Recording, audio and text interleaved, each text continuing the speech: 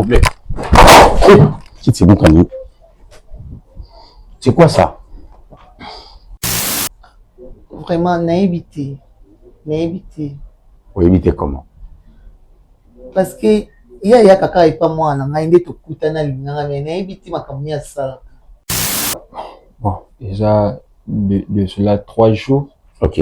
Pendant que les cas, côté le maître en question à Salaka, et puis, aussi, c'est quand j'ai aperçu ma mère, où elle se faire agresser, n'a pas d'amour, où il y a une génération d'habitude.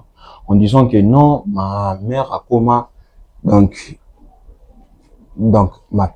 quand on peut dire, il y a maître, j'étais humilié, donc, je suis tellement blessé, non, et battu.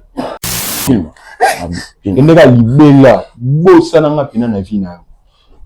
Ou bien c'est un après le mot du sou ba. Pour le belayer, na yabi bino. Pesa ba pesa no kiti bo fan. Voilà. On dit na ba calme pour on s'il vous plaît. Ko benga kanga bongote. Na ko sala tala keba. Keba s'il vous plaît. Keba pena. Zambe malamu jiva. Zambe malamu. Boka kwa moto te. Atika kwa moto te la mananiso. Atika kwa moto te. Zambe malamu jiva. Zambe malamu. Boka kwa moto te. Atika kwa moto te la mananiso. Atika kwa moto te. Zambe malamu jiva. Zambe malamu. Boka kwa moto te. Atika kwa moto te la mananiso. Atika kwa moto te. Zambe malamu jiva. Zambe malamu. Boka kwa moto te. Atika kwa moto te la mananiso. Atika kwa moto te. Zambe malamu.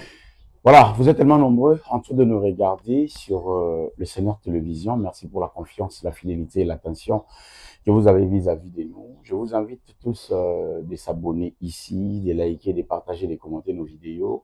Aussi, allez sur YouTube, écrivez Jeux de Blessures TV. C'est aussi notre chaîne. C'est une manière de nous soutenir, c'est une manière de nous encourager. Allez aussi là-bas. Vous ne serez pas déçus. Vous avez une émission qui tourne les sous les cas. Vous ma réalité, à ma vie, à ma tour, et la banque de sous-soukuna. Écrivez Jeux de Blessures TV avec votre émission Jeux de Blessures. Mais ici, nous sommes sur le Seigneur Télévision avec votre émission Au fond de ton cœur. Merci pour la confiance, la fidélité et l'attention. Au bout d'un moment, pas nabiso, mbote. Avant de nous choisir le bawa voilà nabiso, il pas ignorant sur vos amis n'a pas si mino mbote n'a pas envoyé sous Massia parce que la Bible dit il est le maître des temps et des circonstances. Dans toutes circonstances, glorifier le nom de l'Éternel. Jésus-Christ de Nazareth. Merci beaucoup à Jiplo Loemba, Wazali Bongo na réalisation et na régie finale. Merci à Jared Luboya, autrement dit Dadju, qui assime aujourd'hui à la pause de vie. Merci à Badoko News, Bazali na rédaction, tous les bongo na Chéribin Kandolo, na rédaction. Depuis na décoration, tous les bongo na Chéribin. Comment il s'appelle, Justar qui assume aujourd'hui. On va souffler avec cette vidéo. Nabisi ba papa au Talabiso. Pour la première fois, ça vient au fond de mon cœur pour vous dire, en tout cas, tous sont abandonnés à orphelin. Merci beaucoup, maman Moura Tinda Kibiloko et Komaki. En tout cas, merci beaucoup. Baza qui n'en fait rien malheureusement, mais Atinda qui quand même déconne moi aussi. Et Biloko et Komaki, ça avec un rapport. Merci infiniment. Papa, maman, aujourd'hui, talanga, aujourd'hui, quoi pour aider orphelin.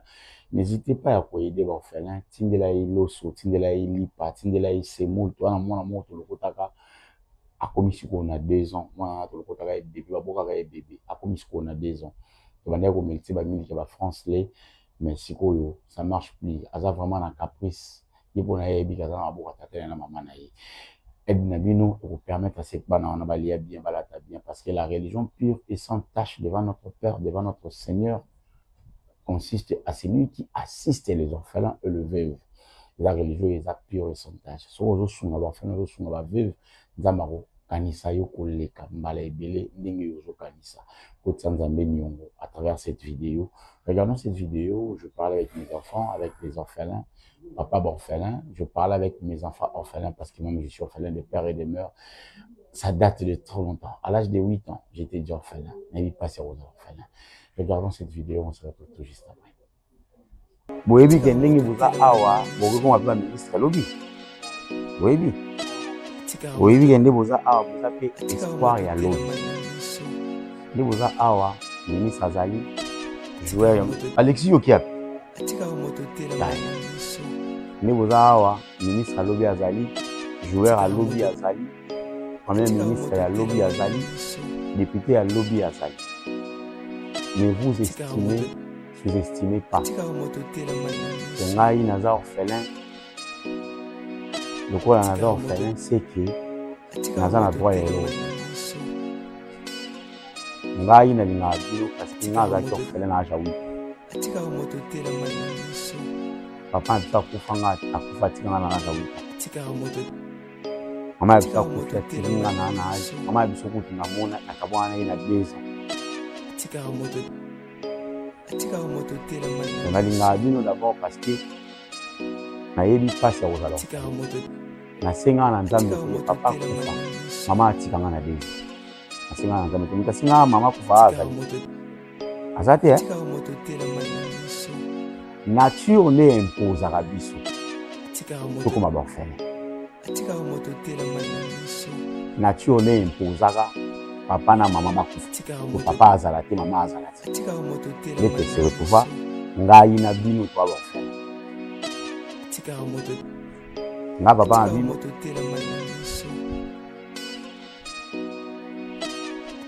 na orienta vie na volonté na maman. Bino bozwi grâce ozokamba bino.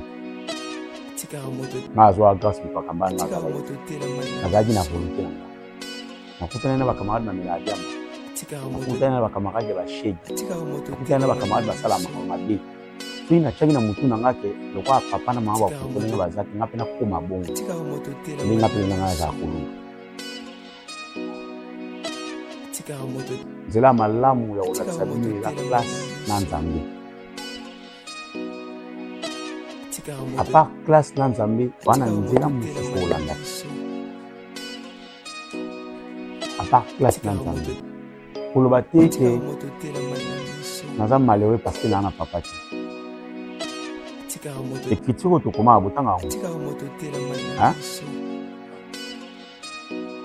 Il est le père des orphelins et le mari de veuves.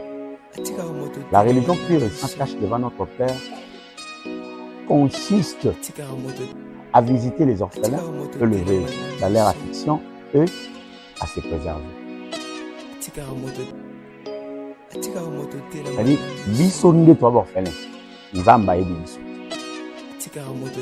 Là, c'est Moussou de Lodi, il est le père des orphelins. Alors, papa na biso, nous sommes les gens, nanga na bino.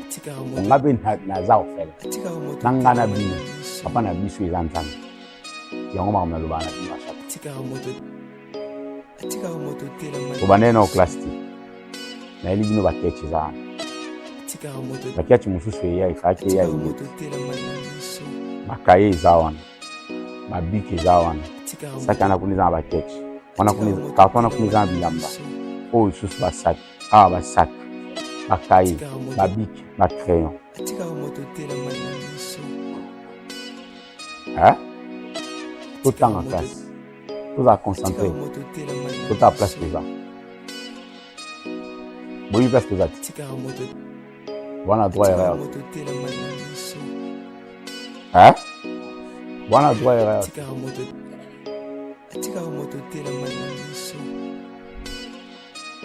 Bwana droit ya erreur.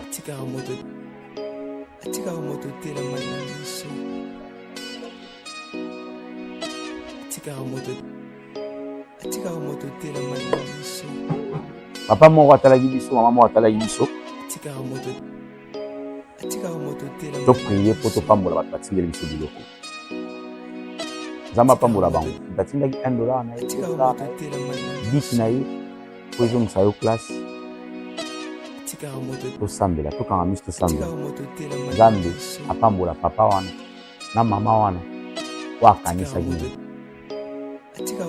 oyo ozwa biso tokangi miso tosambeli. Seigneur Dieu, tendre Père, le Dieu des orphelins, le mari des veuves, voilà ces moments où nous te disons merci. Tu es notre Père, nous les orphelins. Raison pour laquelle nous te disons encore une fois merci. La main qui donne, c'est la main qui reçoit. Zambelo beaucoup epesa ata stilo moko mpona kosunga biso bafai mpona kosunga bana bazana kelasi kolo ya bolingo zongisa ebele na source de provenance na bango ezanga te pambola baoyo bakanisaki biso po bakanisaki yo parceke yo nde papa na biso pambola bango na basource de provenance na bango ezonga en abondance ezonga koloka Au nom puissant du Seigneur Jésus-Christ, nous avons ainsi prié. Amen. Voilà, nous sommes de retour. Là, je parlais avec des orphelins. Je vous ai dit, tous sont là-bas, tout la qui s'abana au nzela ya nzambe na zosala. Et le monde a besoin de travailler na bango. Moi, je vous invite aussi, ça qui a l'osso, mafuta mbila, bidon 5 litres d'huile. Moi ba biscuit, moi ba savon na ou à chasser, so ya ta ya kopal mbongo kozate à chasser. So ya ta moi 50 pièces, bana bazana bilamba propre. Mafuta kopakola. To boko la banu ya orphelin, nde to boko la bana na biso na ndako. So moi no ça la caprice, le bi femme la dolé. Alors ça caprice parce que papa na mama bazana bomo. Bano pe bando ça caprice papa na maman. Mais justement la nature l'imposer bango. Bazalo na caprice sosouté bazala lelo ba ofela na ba ofeline. Donc papa yo mto na bon moyo nemozo kanisa bana yo kanisa pe bana o mama yo mto na bon moyo nemozo kanisa bana na yo kanisa pe bana ba ofeline nzamba ozanga te akozo mtsila yo au-delà ya oyo zo kanisa et to sala réfort prière na biso ezalaka nzamba zo musa ebe na source ya provenance ya oyo ebimaki ebakisa makoleka au-delà ya oyo biso to ko kanisa to kozela. Merci beaucoup na bande kono so ba biso na sur émission bandi awa mbot na bande ko ba biso na Kasumbalé na Ituri na Gemena bota biso na États-Unis na Canada bota biso na Londres na Norvège bota biso na Kinshasa awa capitale de la République démocratique du Congo bota biso partout ni pays boju biso et là émission nous bengaka au fond de ton cœur na chaîne wo mesana kolinga mingi le Seigneur télévision. Donc on va le mora yo lu biso awa lelo na sur le ton moi quelques personnes va au Lugabiso, on va faire l'effort pour aller nous battre confiance et avoir au Lugabiso même temps battre sa réputation na biso. Même quand les gens parlent ma ben abiso, va avoir confiance et avoir sa makambo na bango, to traitango des fois l'amiable na ombre en dehors ya caméra, des fois les bosso caméra. Donc on va l'imboter. Mbote papa na ngai. Comment on Comment na LD Kembo. Matia ma volume muke. Comment nga Eldin Kembo. Eldin Kembo. Ouais. Et avato kina musika na olina to sambela nanu, hein? Parce que biso ezali le roi temple ya Saint-Esprit. Tendre Père, Dieu tout-puissant, le Dieu créateur du ciel et de la terre, nous recommandons ces moments entre tes saintes mains. La Bible dit là où réunit 2-3 personnes na kombo nanga, webakena nazali na bino. Zala biso lokola alpha, en chemin na biso lokola Emmanuel, et soki na biso lokola omega. Nzambe bolingo tozanga te ko pesa yo matondo, tokoloba aksanti sana. Tokoloba matondo, tokoloba merci, tokoloba toasaki dila. Kembo pelo kumo ezone pai na yo, na moma o to pesi yo. Amen. Deko elle dit Kembo. C'est ça. Voilà. Et là, on est mignon. D'abord, avant de commencer, on a dit biso ndengeni la télévision. On a dit wapi. On a dit biso wapi. La téléphone, l'ordinateur. On a dit permettre yo au contact na biso. Bon, en réalité, na Narabino déjà na chaîne YouTube, Seigneur télévision, c'est là quand ndenge bosora ba solution na makamba ba. OK. En fait, c'est ça na eloko moko esalinga tellement pas si naza vraiment blessé dessus na maman na ngai. Ça fait de cela 3 jours, je peux dire. Zoba moko elekaki ma mère ou abotinga yo na bande ko ndima te que maman nga na bande ko soit vraiment ma mère. Le comment ça lui décevoir nga makasi ya soi-disant un maître spirituel. Tous en génération mon corps. Mais ma mère a pu coco manaï. Ma mère a pu coco manaï. Et puis ce qui en était il y a de cela 3 jours on est na utikoloba. Bandeko les kana venu l'imbécile en question. S'il vous plaît, s'il vous plaît, s'il vous plaît. Il y a un peu de vos appels, il y a un peu de... Soyons un peu courtois avec nos langages, s'il vous plaît. Hein? Retirez ça parce que tout en chaîne les chrétiens. Ce qui c'est pas qu'on D'accord, merci beaucoup. Il faut pas employer des termes comme ça parce que ben d'abord t'as l'abisso et puis les chaînes les chrétiennes, je m'aurais pas assez plutôt qu'il y a un langage dur en fait. Voilà, je vous redonne la parole, s'il vous plaît. Ça va. Bon, déjà de cela 3 jours. Ok. Pendant que les cas côté le maître en question à Salaka, puis aussi c'est quand j'ai aperçu ma mère ouais qu'on se faire agresser na bas na mon ouais ba génération na biso en disant que non ma mère a comment donc ma quand on peut dire il y a maître j'étais humilié donc je suis tellement blessé non ébatté et puis na ceux qui moi temps pour vendre pour réfléchir tali que non ceux qui na lobby na memango donc na loyenge na solution te yango moi na confiance nga na mona ka déjà que bo so ka ba solution yango mona ki na luka ki na sala en contact na bino yaki na tiki pe numéro ya maman aussi ya moyen ko benga to trouver solution na kati ya plateau. Il y a un mec qui sort avec votre maman comme sa femme. Comme vous avez une génération moko. Il y a une génération moko. Hein? Et papa n'a pas papa n'a eu hasard. Mon père n'est plus de ce monde. Qui t'a déjà Kala. Donc il est à Koufa déjà. Donc vous avez orphelin. De père. De père. Papa Boutimino combien? Kangamoko en fait. Ok. Papa n'a pas Boutimino Yomo. Oui.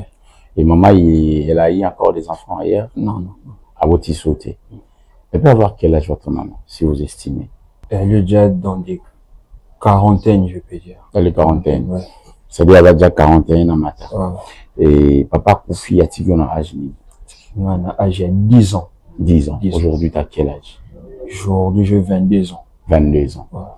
Donc, depuis papa maintenant Koufi Atikio, ça fait 12 ans. Ouais. D'accord. J'aimerais savoir, déjà, ça dépend, si je suis comme rappelé la ménopause, il y a 41 ans, je suis 50 ans, je suis 55 ans, ça dépend. Mais nous, selon les médecins, au fur et à mesure, moi, c'est à comment plus, n'a pas ça, plus. Moi, si à comment sous, n'a pas ça, ma kasi, tant ou bon, ma médecin, pratique, nous n'avons pas cette expérience-là à comprendre. On espère quand même que votre médecin va examiner l'expérience pour nous confirmer que c'est là, ça semble vrai, que celui moi si a commis na coco a commis la ménopause, a commis la position sur la posa ya mobali. Mais c'est pas votre cas. Garçon, la ligne maman ayo azali, pour le dire ça nani, soi-disant maître spirituel. Maître spirituel.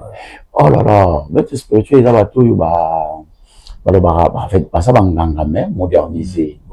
Maître spirituel.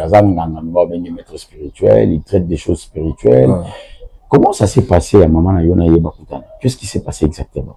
Bon. Vous avez une histoire? Histoire vraiment n'a quoi c'est parce que n'a qui vraiment ben faux n'a bien tout brisque. OK. Donc aïe ça n'est l'autre côté na mona maman mikolo na comment qui bizarre louche on l'a nanda côté abimi au moins 2 jours à sous maté je me posais des questions en fait ni les oligarques na soka ba réponse de tout na puis non, j'ai des trucs importants à faire. Abimi. Kaka bon. Et comment il s'est beaucoup dérangé, jusqu'à c'est, n'a qui autant na babuzo bawa. Écoute, on a pas agressé, oui, basi à génération la bino. Oui. Bazo agressé maman la bino, pourquoi? On dit raison que non, il y a zobi bimana mubali na ba. Ok, on va le lever à la génération morona yo. Il peut avoir 22 ans, 23 ans. Ouais. Et puis, quand on a eu qui bougeait, en fait, on a quelqu'un de bon. Tu vas pas que non, moi, ça m'a vraiment blessé, na pousse na boy na moi ninde. Parce que m'a cassé tête ko lobati na kimika. Pour na ba milieu na ba toi ça vraiment sonné à la tissa qui m'a. C'est pourquoi moi ni na qui moi bon, courage na ya s'est traité de ah. Okay. Bon, moi je te dirais courage d'abord premièrement, parce que tu as eu cette courage à nous traitons des choses des fois où la télévision, vous êtes obligé de lui faire parvenir à la télé, pour gérer problème. Il y a d'autres personnes qui viennent chez nous, elles ont besoin de traiter en silence. Tout à l'heure, avant de jouer dans le plateau, je traitais avec quelqu'un dans le bureau. Vous avez coupé les failles pour traiter en bon et les cas en silence. Mais vous avez choisi les cas à la télévision. Moi, je vous dirais d'ailleurs courage parce qu'il va tenir sauter les cas à la télévision. Premièrement. Deuxièmement, aux alliés, moi, na ya maman na yo. Sur mon îlot, c'est pas l'issue, t'es pas maman na yo. Je peux dire quelque chose. Tu as totalement raison. Tu as totalement raison, Oloba. Souripe maman, mon îlot, moi, ils ont mal à monter parce que vous êtes déjà adulte, 22 ans déjà, au Tangara. Je suis à l'université. Tu es à l'université. Ouais. Tu payes tes frais académiques. Maman toujours? Oui, c'est maman. Mais maman, comme il y a un mandat, quoi, il y a un pas jeune garçon, il y a presque l'âge mort. Je m'en prends. Comme il y a un maman, la Bible n'est pas jeune garçon. Ma camarade, ma fille, il y a un garçon, il y a agressé, maman. Ça peut être spirituel, on espère. Ouais. Oh, bon, en réalité, le meaning, pour dire que, le mec en question à maître spirituel. Et puis, là, qui maman a agir devant ma fille, c'est pas. Le sali que n'a pour on a dit que si vous traitez des choses dans les Christ en fait. On est salé que n'a. Courage en tout cas encore une fois. Et moi j'aime cette verset de lui qui dit: venez à moi vous tous qui êtes fatigués et chargés, je vous donnerai du repos. Le diable vient qui est pour voler, égorger, dérober et détruire. Soit le diable a yé karapoya au sala, makamama B, et au ciné makamama la mouti. On va prier pour votre maman, soit Benguié, soit Yarouya. On va prier le quoi, Benguié Yarouya, et puis on va directement prier avec lui. On va prier avec le pasteur. Si jamais maman a vu pour sa solution. La Bible dit dans mon côté, il a transmis des guérisons, même dans le moment où il y a l'obalité. La Bible dit, quand on mange au temps, il a aïe, assimilé Yesu. Yesu a été qui est joué après Simbaï. Jésus ne savait pas. Mais il a senti à lui qu'il a dégagé une grande partie d'énergie. Énergie et le mois qui est kaou 6 mois si atanga qui la mbala mikolo na mikolo.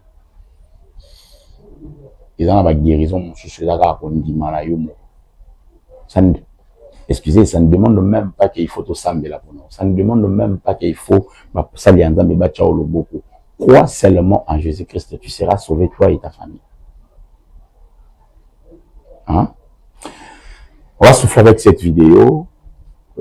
Lona na musala ya Nzambe, c'est une vidéo qui permet à ceux qui ont nyonso barana posa ko soutenir l'œuvre de l'Éternel, église oyo. Il y en a besoin biki na yo, il y en a besoin cahier na yo, il y en a besoin brique, il y en a besoin sac à ciment, il y en a besoin tol na yo, il y en a besoin kiti, il y en a besoin kitaka taka. pour louer nzambe. Il y en a besoin de synthé, il y en a besoin d'instruments, il y en a besoin de nion soyo moni au sala pour nzambe téléphone. Je peux contacter cette numéro. Regardons cette vidéo, le temps pour nous au téléphone, tout bien à maman. Aya et puis c'est parti. Lona na mosala nzambe okobuka. La loi de la semaille et de la moisson. Lona okobuka. Soko lonité kolobateke na bukite. Lona et bongobuka. Alors, je suis venu vous exhorter par rapport à notre opération que nous avons lancée, Lona Obuka, avec le pasteur David Mounongo.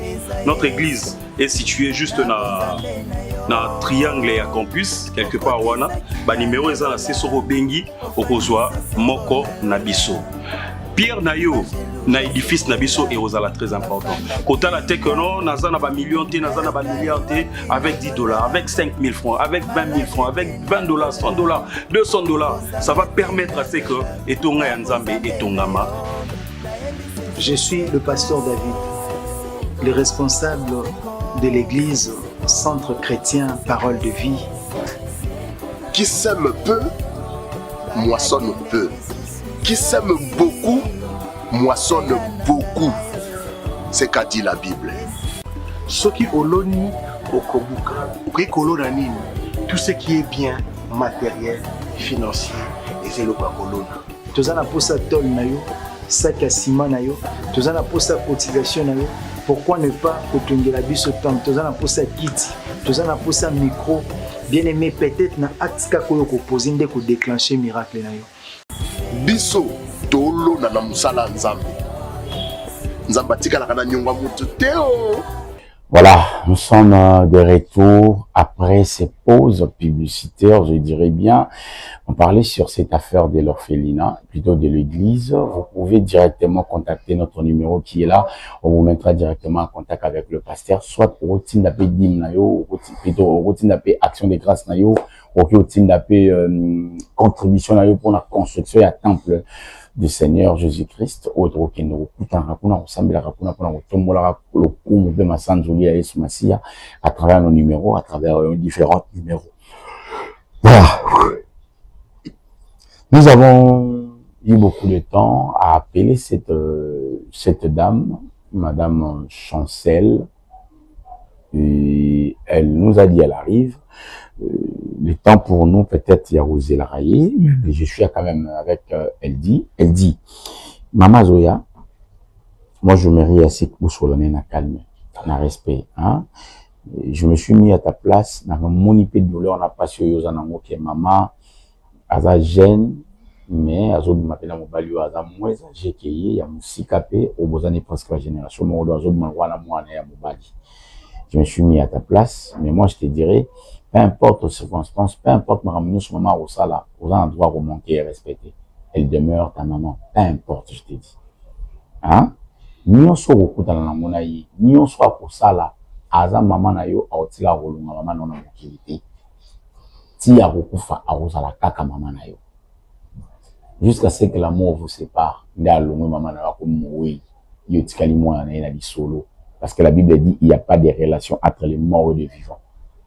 Donc, si tu as confiance sur maman, quoi ça n'a bon monde? C'est ta mère. Tu lui dois du respect, peu importe ma maman ou ta. Ouais. Beaucoup de cela, c'est aïe, hein? Vous allez ma casse. Quand tu es sur maman, maman y a tout seul, aïe. En tout cas, c'est très important. Je suis tellement impatient de voir cette femme. Oh, Azali, maman, elle dit Kembo. Hein? Bonjour, madame. Bonjour. Erdi. Ni a. Bote, maman. Bote, papa. Nayambio. Itilikabi. On est la paix, c'est à moi. S'il vous plaît. Lui, c'est qui? C'est mon mari. Ah ouais. Mon bal, bon, le belaï. Nayambio. Qu'est-ce que ça va, c'est mon petit beau fan. Voilà. Erdi n'a pas calme. S'il vous plaît. On dit que s'il vous plaît. S'il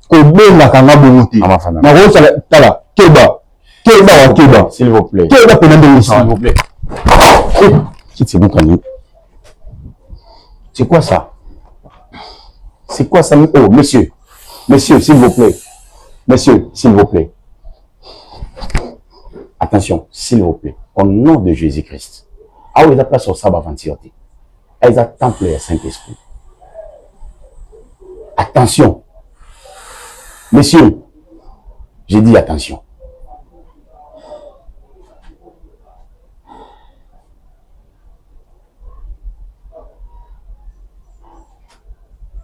Prenez place.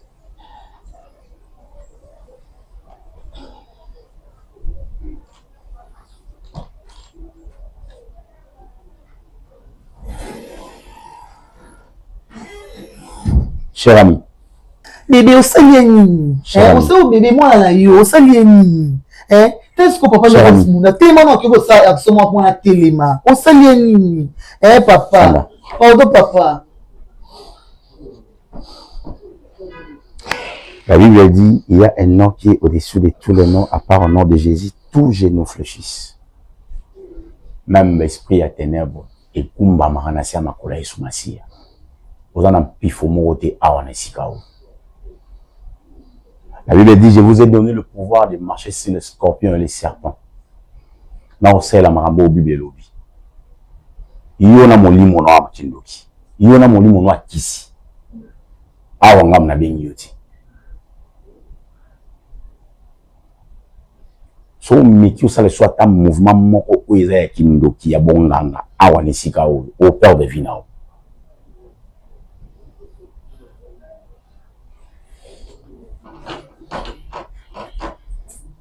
Vous comprenez, je suis en même temps. Fanda bien, Master, comment il s'appelle encore? Fanda bien. Fanda bien.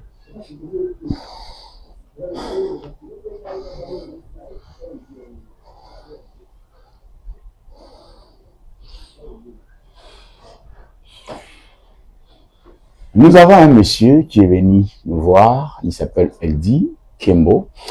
Il nous a parlé sur l'affaire, il y a Makambu, Oyo, Ezoleka, na libota na ye, Ezoleka na famille na ye, maman na ye, alinga mobali wa za génération, moko na ye, mobali ya mwazali maître spirituel. Nous avons appelé la dame étrange.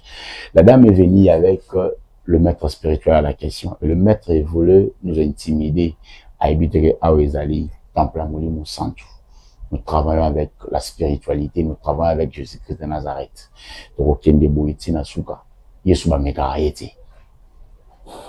Limiter de mesure sur Jésus-Christ de Nazareth. Au-delà, il y a ma ramonion sur Jésus Massi. Il y a limité de mesure, des fois on a mesuré. Maman Boni. Comment on a dit? Chancel, voilà, Nabosani Chancel, je vous ai appelé. Monsieur Yayawa, Azan Nani. Azan Mobile Nanga. Ah, Mobile Nao. Oui. Mobile Nao Azan Nanga. Vraiment, naïveté. Naïveté. Vous évitez comment? Parce que, il y a kaka et pas moi, nanga inde to kutana linga, mais naïveté ma kamia sala. Maman Salati. Oui. Au Sambela Rawat. Je suis au Sambela réveil. L'église de réveil. Est-ce que vous avez une église? Comment on aura besoin sous envoûtement?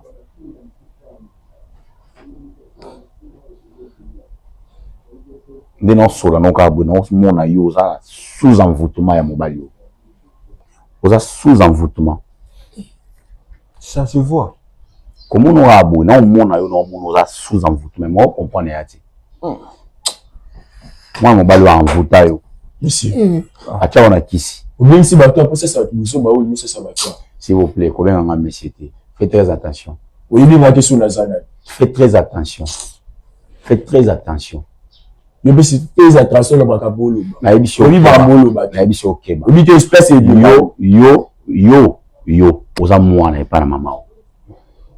au yo ah place aux ao ani lo salati on place au côté on est lo salati soko meki okoya kawendo kufa soko meki meko komona mwana za mwana za mama na yo na jini Yo za mwana muke. Alors âge ya pela tino lo ba âge na ngati. Malo to ba ndoki na âge na ni. Et le bobengele yo za maître spirituel. Hein? Wanganga. Yo traita va faire à bonganga. Okolinga mwasi ya mama bato oyo. Mama waza mama camarade noté. O camarade noté. Atu za camarade ngata. Yaza petit dans la camarade ngata. Keba. Na bato la table la mona yaza. Keba. Aza petit na âge musika. Yo, on envoûter maman kwani. Nous au bado de la ko ba de la osu. On envoûter maman. Ko ko ba place au kende. Ngana osalo mabe.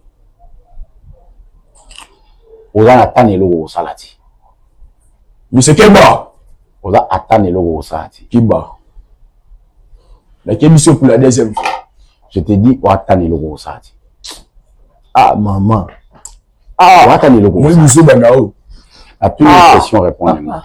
À toutes nos questions répondez. Olingi ye na kisipwani. Ah, monsieur bolo de la mala yeba oti. Oche ye na kisipwani. Azamu amukete ko balinye na kisi. Yo ngana omona ne oche na kisi. Oche na kisi. Maman. Elle sait comment okete te va mbwana. Oya botinga. Est-ce que monsieur ba obo kote ba toi? Na koyate ndenge nini? Mwana dengi ba na ndenge nini? Petit opena ko saka na ngai. Keba yo tika ko benga mwana petit. papa Keba tika ko benga petit keba. Keba. Yo bozo valeur ba. Boye ba valeur pela ba tiki. Ça va. Si boye ba ona zali. Ça va. Eta musubu ngo selo. Ça va. Yebsanga lo yo zali. Na mona tino yebiso to. Apa ko tambola na molili na buzoba parce que makambo ozo sala ya buzoba. Ah, ya molili. Place nous en faire. Wana eloko o salati. Muto aboti ngai. Ozana eloko o salati. Nyonso o meka WhatsApp et marché te. Ah, je te dis. Oyebi li solo ya banyoka ya Pharaon na ya Moïse. Imisa nyoka longa na otanga komba Yesu Masi. Salo yoko sa sikonga na otanga komba Yesu Masi. Waba mama lukuta bako sabi. Mekana nwasi. Lukuta. Na tuni yo question. Bimisa ye na kisi siko. Sinon na osambu iso a. Bimisa ye na kisi. Ale lo osaki. Bimisa maman na kisi. Ozani lo osaki. Bimisa ya place oche. Ozani lo osaki. Bimisa na envoûtement oche siko. Ah, maman aboti ngai. Opera. Misi place okota bakota ati. Na osimo na nzoto. Place okota bakota ati. Na osimo na nzoto. Place okota bakota ati. Seigneur Jésus-Christ. Okota likambo ebite obi mutu na makolo te. Seigneur Jésus. Na lobi na yo bimisa maman na envoûtement. Na la moto bimisa. Oza mwana mukie. Mais esprit za derrière yo les oani même.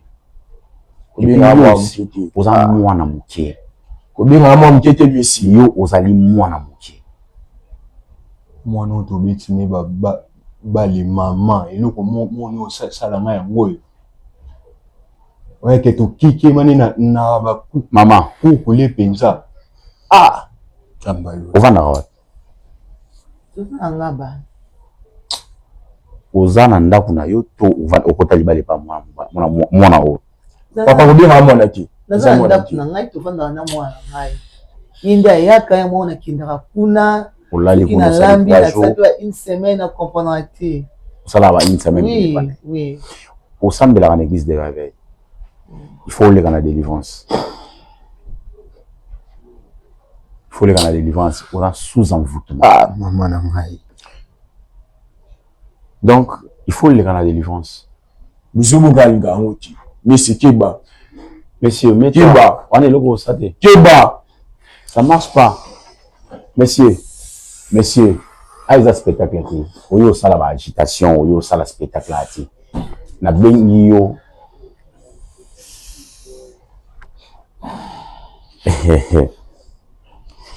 Omoni marambolo ki mama. Bile lobi. Omoni marambolo mon côté. Omoni marambolo maliko liboso Yesu Masia. Omoni marambolo ki. La Bible dit tout genou fléchisse. La maladie fléchisse devant le nom de Jésus. Et tu. Même la sorcellerie fléchisse devant le nom de Jésus. Monsieur, petit. On a physique Keba. Petit. Maman nous passe à ça. Musika. Fanda. Elle musika. Ata bosali nyonso. Nga to beta na ozelo komona. Nga no bimi c'est placé. Monsieur. Monsieur.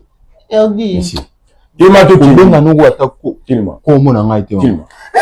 Ndeka libela bosa na nga pina na vie na. Bien c'est là après logo soba. Ça non pe na kombo na nga. Seigneur Jésus-Christ, Hosanna. Nous arrivons à assumer certaines responsabilités sans prévenir, sans se préparer, mais nous avons un Jésus-Christ qui est des nôtres. Nous avons un Jésus qui est des nôtres. En tout cas, vous savez fort, bah, toi, on va on va gérer cette affaire même là, si ma caméra, parce que tu arriver à la solution, ma raboti. Faites l'effort, bah, tu vois, pour la rédaction, vous kanga, bah, toi, on va vous savez vraiment effort, on a chuté sur vous, on a coupé dans la bonne ciment. Nous sommes arrivés à la fin. Elle dit, vous comprenez, on a qui on a les bandits. C'est vraiment un sous envoûtement. Vous comprenez? Ça demande des intenses, fortes prières. Ça demande des prières fortes, intenses. S'il faut gêner, il faut gêner. Hein? S'il faut gêner, on va gêner. Ok? Nous sommes arrivés à la fin de cette émission. Donc, il y a une réalité. On ne s'attendait même pas que l'autre ose en plateau. Il faut y avoir ça, le spectacle excellent. Mais à côté de on va clôturer cette émission. Là, maintenant. Parce qu'il faut qu'on ne peut pas laisser cette dame. On ne peut pas laisser cette âme se perdre comme ça. Quand quelqu'un arrive à assumer qu'il y a une musika, bon, on a été. Jésus opère même dans le surnaturel. Zamba opéra. À très bientôt. Merci à Jiclo. Adatu qui était à la prise de vie. Merci à la rédaction. J'étais avec Chérime Kandolo. Aussi à la décoration, j'étais avec G-Star. Merci en tout cas à tout bazar qui n'a prise de vie. On se voit tout à l'heure parce qu'aujourd'hui nous avons tellement de cas et belé. Merci ça rapidement dans un bateau et bon on a joué dans plateau pour un bateau mon chouchou la la bissoir. Merci beaucoup. À très bientôt. Au revoir. Bye. Zambe malamu Jehova. Zambe malamu. Bwaka kwa moto te. Atika kwa moto te la manamiso. Atika kwa moto te. Zambe malamu Jehova. Zambe malamu. Bwaka kwa moto te. Atika kwa moto te la manamiso. Atika kwa moto te. Zambe malamu Jehova. Zambe malamu. Bwaka kwa moto te. Atika kwa moto te la manamiso. Atika kwa moto te. Zambe malamu Jehova. Zambe malamu. Bwaka kwa moto te. Atika kwa moto te la manamiso. Atika kwa moto te.